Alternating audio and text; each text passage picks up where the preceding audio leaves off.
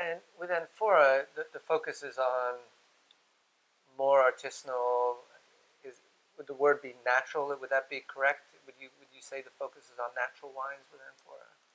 Yeah, I mean, when I opened up Amphora in 2010, the idea was definitely to have more natural wines. I think that was, we've seen a few wine bars open up lately, and that was also kind of earlier in on the wine bar scene.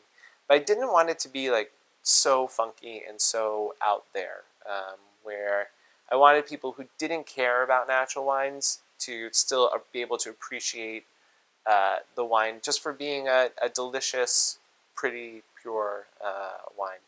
Um, and so I think that I also think that that is a way that, at least for me, things are going. It's really important that people make wine with really good farming that respects the earth, that respects the people who work in the vineyards.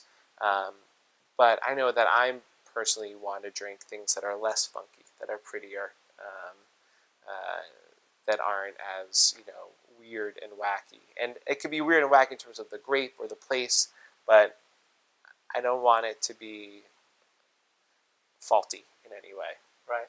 There's a lot of conversation around the world word natural, and many people criticize natural wines for a percentage of them which are faulty. Mm-hmm. Do you feel that that's a fair criticism? Um, I think that some natural wines are faulty, right? But I also think there are some people who are just turned off to the whole idea as well, that they don't taste, the beautiful wines that aren't, because they said, this one is a low sulfur wine, so it's gonna be weird and wacky. There are, to make a natural wine, especially one with low sulfur, that isn't weird and wacky. It takes really good artisan.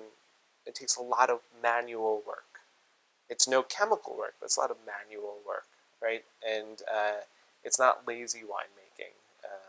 I see you guys have some really beautiful Beaujolais here, and those I get a lot of Foillard, and like Foillard uses very, very, very low sulfur, but those aren't weird, wacky wines. Those are beautiful. Like, that's one of the wines I have the most in my own personal cellar. And so I'd point people to wine like that, to show like it just takes being a good winemaker, and you can make a wine that people like. So there's some validity to the criticism, but not universally.